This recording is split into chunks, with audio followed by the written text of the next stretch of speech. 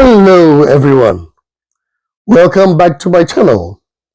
Welcome back to Papa-Norr's story time. I trust you've enjoyed the two books that I posted so far. I would like to take this opportunity to say a very big thank you to all those of you who have subscribed to the channel, shared it, liked it, and watched it. If you haven't already subscribed, I would like to nudge you and encourage you to subscribe, share it, watch it, like it, and click on that notification button. And when you finish watching it, please share it with your friends and family. Today, I'll be reading another book to you. It's a Ghanaian folk tale called Ananse. Ananse finally meets his match. That is the title of the book. Ananse finally meets his match. Let's enjoy the book together. Ananse finally meets his match. This Ghanaian folktale shows how the quality of our friends can either help us or betray us. Many years ago, Kweku Ananse and his family lived in a town that had nothing to eat. The entire family was starving, and the wife pressured her husband, Ananse, to do whatever he had to do to provide food for the family. Ananse had no choice but to leave home and travel to a distant land where he met an old friend who had plenty of food to eat. The friend had a she-goat that produced whatever food he wanted, but he had to say a magic word that only the goat understood. Dabre kochaso horo. Dabre kochaso horo. With that, the goat responded by producing any kind of food one wanted to eat. Ananse and his friend had sufficient food to eat because the goat kept producing food for them. Ananse was grateful to his friend. But when he got ready to return home, he contrived a secret plan to steal the mild-mannered goat to feed his family. Ananse's friend became suspicious of his motives, so he also developed a counter plan. The night before Ananse's departure, his friend went and got his neighbor, the tiger, to pretend to be the goat and sleep where the goat normally slept. Ananse never thought that his friend would play such a clever trick on him. So, in the middle of the night, when all the people in the house were fast asleep, he eased himself to where the goat slept and slowly placed what he thought was the goat in a sack and carried it out of the house without even saying goodbye to his friend. Wow! Ananse began humming melodious songs as he walked deep into the forest with a sack containing what he thought was the goat on top of his head. He felt quite pleased as he believed that his family would soon be fed with plenty of food. As Ananse was about to get home, he addressed the animal in the sack by saying the magic word, Dabre kochaso horo. But the goat scratched Ananse's head with one of his sharp claws, and Ananse began to bleed. But the happy Ananse was unworried and simply told the tiger that he thought was a goat to be quiet and patient because they were almost home.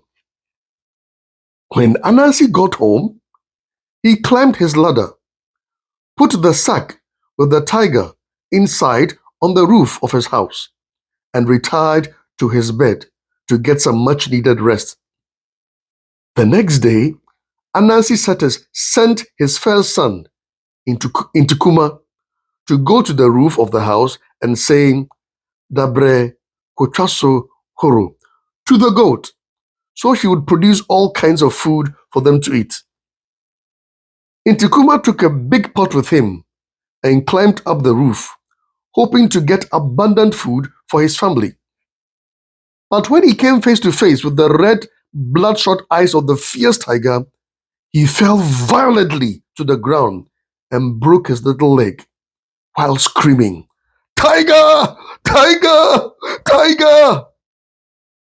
But his father, who did not know that he had mistakenly brought the tiger to his rooftop, scolded Intikuma, "You are a useless boy, because when you see a productive she-goat, you call it a tiger. Get out of my way and let your hardworking junior brother go up there and bring us some delicious food." In a fit of anger, Ananse sent his junior son, a bold and no-nonsense person who was feared by all the village kids, whom he bullied. The junior son courageously climbed the ladder to the top of the roof, hoping to get all kinds of food from the goat. But he was so frightened by the wild-looking tiger ready to pounce on him that he fell from the rooftop and hurt his head so badly and began to scream for help. Ananse was so disgusted with the cowardly attitudes of his children that he asked his wife, "What kinds of children do you have? Look at their cowardly attitudes, when all they had to do was to go to the roof and bring us some delicious food from a mere harmless goat who is just a little bit different from the normal goats. Why don't you go and find out what these children are foolishly running away from?" Without saying a word, his wife boldly climbed up to the roof to find out what her husband was talking about and why her children were so frightened and were falling down from the rooftop. Before the wife reached the roof, she saw a wild tiger with red eyes and sharp claws looking down menacingly at her. He had seen his prey. Ananse's wife fell down, shouting and screaming to her husband, "You better go there and see your so-called she-goat is really a tiger. You have been duped. You better go up there and calm him down, or he'll eat all of us today." Ananse thought his family had gone crazy to tell him that the goat he had brought home was actually a tiger. So he climbed up the ladder and went to the rooftop to find out what was actually happening there. Sure enough, when Ananse got up there, he found himself face to face with a wild tiger who stared at him.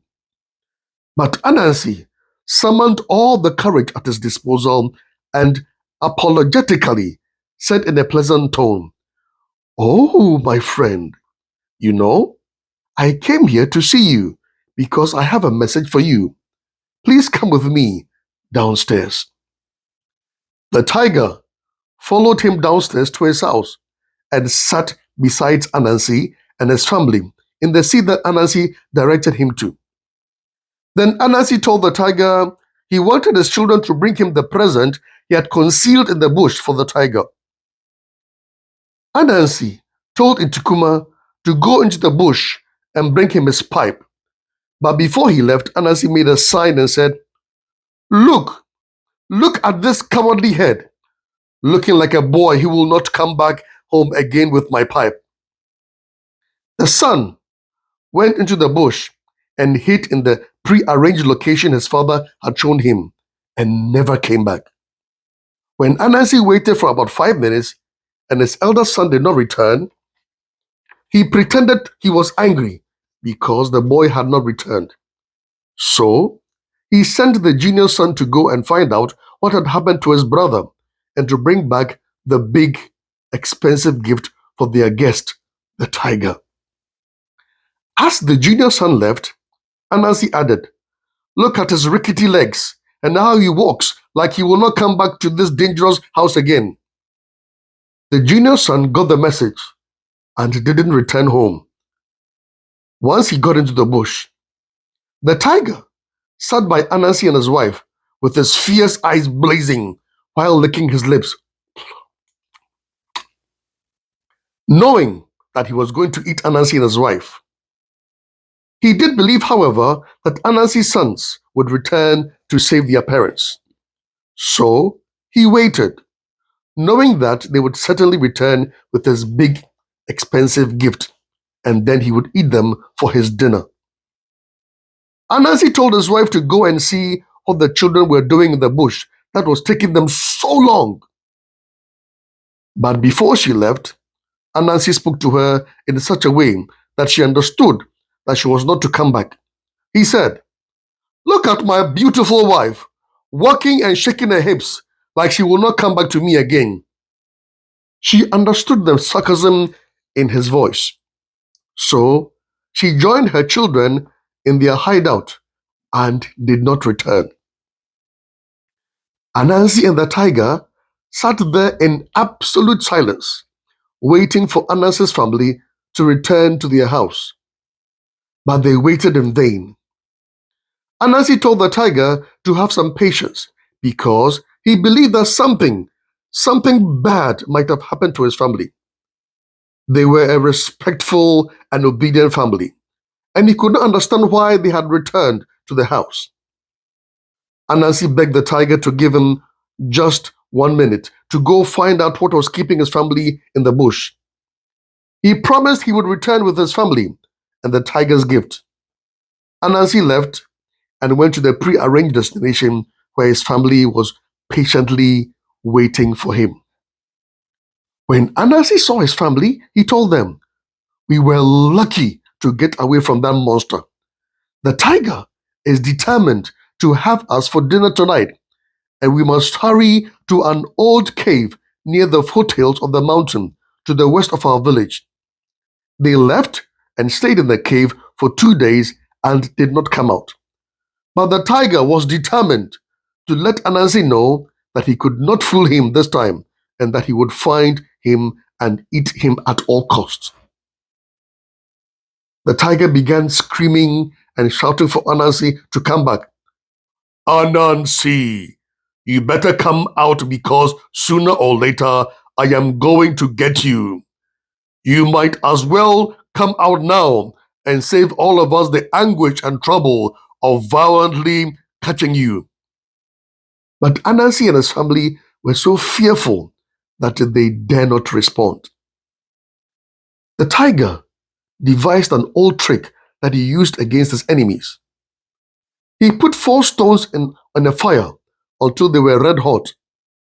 And when he took the first stone and said, "This red hot is for the head of Anansi's first son," and with that, he threw the stone in the direction of the cave, and the stone hit Anansi's first son. When the son began to cry, Anansi and his wife quieted him down, saying, "Do you want this monster to eat us?" The tiger threw the second stone at Anansi's second son, and it hit his head as well. But Anansi calmed him down too. And when the stone hit his wife, Anansi covered her mouth with his hand so tightly that the wife could not cry. The last red-hot stone hit Anansi on his right cheek, and Anansi burst out crying and told all his family members to cry too. When the tiger heard him cry, he called, "Anansi, you must surrender now because I know where you are, and I am going to eat you up now, so you better come out." Anansi and his family were surprised that the tiger was still on the prowl, looking to get them. So they ran through the bush to get away from the tiger. Eventually, they came to a small hut where an old lady was making pottery. Anansi begged the old lady, "Please, we need your help. The tiger wants to eat us, and we desperately need a hideout." The old lady had mercy on Anansi and his family and asked them to get into a dirty pot lying in the gutter behind her hut. Scarcely had they hidden in the pot than the tiger arrived, panting with his red eyes, looking for Anansi. He asked the old lady to tell the truth about whether she had seen Anansi and his family. But the loyal lady responded that she had not seen them. The smart tiger, sensing that the old lady was lying to him, offered to buy a pot from her, and he insisted that the dirty pot lying in the gutter behind the hut was the one he just had to buy. When the old lady protested, the tiger growled, "Arr!" showed his sharp teeth, and opened his red, bloodshot eyes very wide. He demanded she allowed him to buy the dirty pot. The old lady, fearing for her life, quickly sold the dirty pot to the tiger. The tiger picked up the dirty pot and moved it slowly to a small cave, knowing that when he opened it, Ananse and his family would come out and he would have his dinner for the day. Ananse knew that the tiger would kill him and his family, so he thought hard and began chewing a lot of hot red peppers in his mouth, waiting for the tiger to open the pot. The tiger eventually opened the pot and peered into it with his eyes opened wide. When Ananse saw the tiger's wide opened eyes, he spat the hot pepper he had been chewing into the tiger's eyes, momentarily blinding the tiger. Ananse and his family took the opportunity and ran away from the tiger. The tiger never saw them again. The end. So, what lessons have you learned from this story of Ananse? Ananse finally meets his match. What lessons have you learned from it? One of the lessons that we can learn from this book is that we must all be good friends to our friends. We must be good friends to our friends. If you've learned other lessons from this book, please go down to the comment section and tell me about it. But don't forget to click on the notification button, subscribe, share it, and like it for me. Thank you very much. See you again on the other side. Ta-ta.